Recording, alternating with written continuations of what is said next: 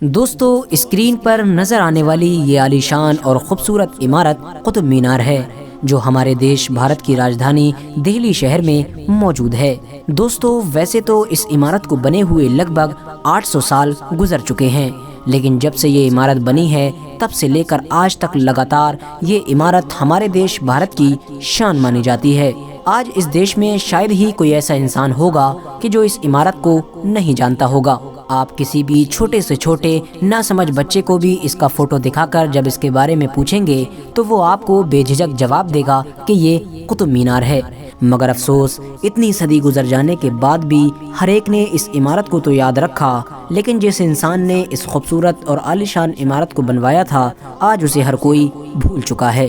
دوستو، ہم بات کر رہے ہیں بھارت کے اتہاس کے سب سے پہلے مسلم بادشاہ یعنی قطب الدین ایبک کے بارے میں۔ وہی قطب الدین ایبک کہ جنہوں نے بھارت کے اتہاس میں سب سے پہلی مسلم سلطنت قائم کی تھی۔ یعنی اگر ہم یہ کہیں تو کہنا غلط نہیں ہوگا کہ قطب الدین ایبک سے ہی بھارت میں مسلمانوں کی حکومتوں کا آغاز ہوا تھا۔ حالانکہ دوستو، حیرانی کی بات یہ ہے کہ ہندوستان میں مسلمانوں کی حکومتوں کی بنیاد رکھنے والے قطب الدین ایبک کسی شاہی خاندان سے نہیں تھے اور نہ ہی ان کی پیدائش کسی امیر گھرانے میں ہوئی تھی، بلکہ وہ تو بچپن میں ایک غلام تھے، ایک ایسے غلام کہ جسے 2 وقت کی روٹی بھی نصیب نہیں ہوا کرتی تھی۔ اور یہی وجہ ہے کہ جب یہ ہندوستان کے بادشاہ بنے تو ان کی سلطنت کو غلاموں کی سلطنت کا نام دیا گیا، اور آج بھی اتہاس میں آپ دیکھیں گے کہ ان کی سلطنت کو سلیو ڈائنیسٹی کہا جاتا ہے، یعنی غلاموں کی سلطنت۔ دوستو، قطب الدین ایبک کی پیدائش 1150 میں ترکستان میں ہوئی تھی۔ ان کے بچپن کے بارے میں اتہاس کار لکھتے ہیں کہ ایک بار انہیں ایک بازار میں بیچنے کے لیے لایا گیا تھا۔ تھوڑی دیر بعد ہی اس بازار کے قریب سے ایک عقل مند تاجر یعنی ویاپاری کا گزر ہوا۔ اس تاجر نے جب اس غلام بچے کو دیکھا تو اسے اس کے اوپر ترس آ گیا اور اس نے قریب آ کر بچے سے پوچھا کہ اے بچے، آخر تمہارا کیا نام ہے؟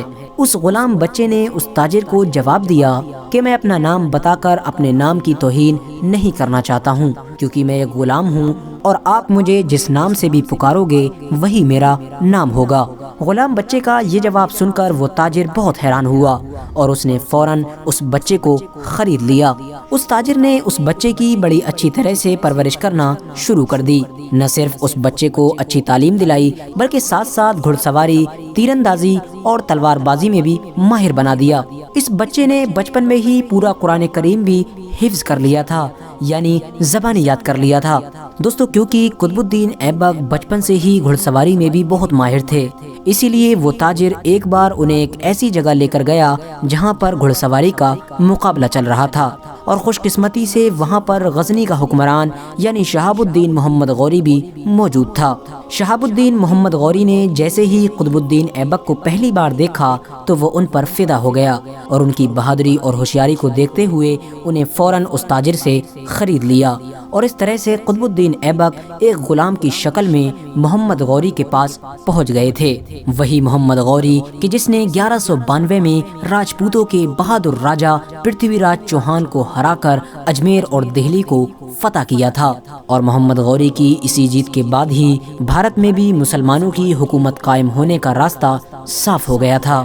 کیونکہ دوستو، وجہ یہ تھی کہ محمد غوری کی کوئی اپنی اولاد نہیں تھی، اسی لیے وہ اپنے سارے غلاموں کو اپنی اولادوں کی طرح ہی پالا کرتا تھا۔ قطب الدین ایبک کیونکہ بہت زیادہ ہوشیار اور بہادر تھے، اسی لیے قطب الدین ایبک بہت جلد ہی شہاب الدین محمد غوری کا دل جیتنے میں کامیاب ہو گئے تھے۔ محمد غوری نے قطب الدین ایبک کو اپنا سب سے قریبی کمانڈر بنا لیا تھا۔ 1192 میں پرتھوی راج چوہان کے خلاف ترائن کے دوسرے یدھ میں بھی قطب الدین ایبک نے بہت اہم رول ادا کیا تھا، ایک ایسا اہم رول کہ جس کے بنا محمد غوری کی جیت ممکن نہیں سمجھی جا سکتی ہے۔ پرتھوی راج چوہان کو ہرانے کے بعد جب محمد غوری نے غزنی واپس جانے کا فیصلہ کیا تو بھارت میں قطب الدین ایبک کو اپنا نائب بنا دیا اور اپنی غیر موجودگی میں دہلی سلطنت کے پورے نظام کو سنبھالنے کی ذمہ داری قطب الدین ایبک کو دی تھی۔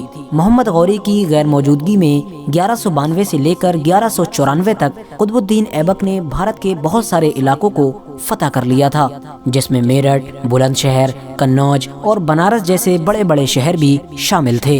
1194 کے بعد قطب الدین ایبک نے اپنی جیت کے سلسلے کو اور بھی زیادہ تیز کر دیا اور وہ اپنی سینا کو لے کر بہار اور بنگال تک کے علاقے میں پہنچ گئے تھے اور انہوں نے اپنی بہادری اور ہوشیاری کے دم پر ان تمام علاقوں کو فتح بھی کر لیا تھا۔ قطب الدین ایبک اپنی کامیابیوں کی وجہ سے اب دھیرے دھیرے پورے ہندوستان کے لوگوں کی نظر میں بھی مشہور ہونے لگے تھے۔ 1206 میں جب محمد غوری کا انتقال ہوا تو قطب الدین ایبک کو ہی دہلی سلطنت کا پہلا بادشاہ بنایا گیا۔ قطب الدین ایبک نے اپنی سلطنت کی راجدھانی لاہور بنائی اور اسی شہر میں ہی ان کی تاج پوشی کی گئی۔ قطب الدین ایبک نے 1206 سے لے کر 1210 تک یعنی پورے 4 سال حکومت کی تھی اور 1210 میں ہی لاہور شہر میں پولیو کھیلتے وقت گھوڑے سے گرنے کی وجہ سے قطب الدین ایبک کی موت ہو گئی تھی۔ جس وقت قطب الدین ایبک کی وفات ہوئی تھی اس وقت ان کی عمر لگ بھگ 60 سال تھی۔ دوستو بھلے ہی قطب الدین ایبک بہت کم وقت کے لیے ہی سلطان بن پائے تھے، لیکن اس کے باوجود بھی انہوں نے اس کم وقت میں ہی ایسے ایسے کام کر دیے تھے کہ جس کی وجہ سے وہ ان بادشاہوں سے بھی زیادہ مشہور ہو گئے کہ جنہوں نے 30 یا 40 سال سے بھی زیادہ حکومتیں کی تھیں۔ قطب الدین ایبک کے دور حکومت کو بہت امن والا دور مانا جاتا ہے کیونکہ قطب الدین ایبک انصاف کو حد سے زیادہ اہمیت دیا کرتے تھے۔ قطب الدین ایبک نے اپنی سلطنت میں رہنے والے کسانوں کے اوپر سے ٹیکس بھی پہلے کے مقابلے میں کم کر دیا تھا، جس کی وجہ سے اب کسان بھی ان سے حد سے زیادہ خوش رہا کرتے تھے۔ قطب الدین ایبک دان کرنے میں کتنا زیادہ آگے رہا کرتے تھے اس بات کا اندازہ صرف آپ اس بات سے لگا سکتے ہیں کہ قطب الدین ایبک کو اتہاس میں لکھ بخش کے نام سے جانا جاتا ہے، یعنی لاکھوں دان کرنے والا۔ دوستو قطب الدین ایبک ہی وہ بادشاہ تھے کہ جنہوں نے 1199 میں قطب مینار بنوانا شروع کیا تھا، لیکن بدقسمتی سے قطب مینار پوری طرح سے بن بھی نہیں پایا تھا۔ اس سے پہلے ہی 1210 میں قطب الدین ایبک کی وفات ہو گئی تھی اور پھر اس کے بعد دہلی سلطنت کے اگلے سلطان یعنی التتمش نے بچی ہوئی قطب مینار کو تعمیر کروایا تھا۔ سلطان قطب الدین ایبک نے قطب مینار کا نام صوفی بزرگ یعنی حضرت خواجہ قطب الدین بختیار کاکی کے نام پر رکھا تھا۔ حالانکہ دوستو میں آپ کو بتاتا چلوں کہ بہت سے لوگ اس غلط فہمی میں بھی رہتے ہیں کہ خواجہ قطب الدین بختیار کاکی اور سلطان قطب الدین ایبک دونوں ایک ہی انسان تھے، حالانکہ یہ دونوں الگ الگ تھے۔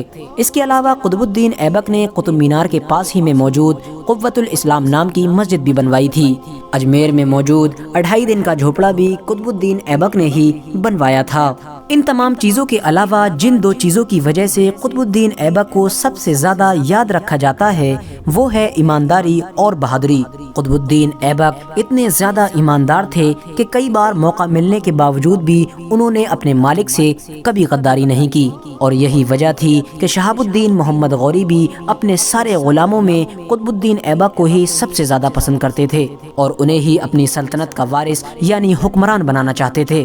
اور اگر بات کی جائے قطب الدین ایبک کی بہادری کے بارے میں تو اتہاس کاروں کا یہ ماننا ہے کہ اگر شہاب الدین محمد غوری کے پاس قطب الدین ایبک جیسا کمانڈر نہ ہوتا تو شاید شہاب الدین محمد غوری ہندوستان میں کبھی بھی فتح حاصل نہیں کر پاتا۔ فی الحال دوستو آج کی اپنی ویڈیو کو ہم یہیں پر ختم کرتے ہیں۔ ویڈیو پسند آنے پر نہ صرف ویڈیو کو لائک کریں بلکہ اپنے فرینڈز کے ساتھ بھی ضرور شیئر کریں، اور اسی طرح کی نالجبل اور ہسٹوریکل ویڈیوز ہمیشہ دیکھنے کے لیے ہمارے اس چینل کو سبسکرائب کر کے ساتھ ہی میں بیل آئیکن کو بھی پریس کر دیں۔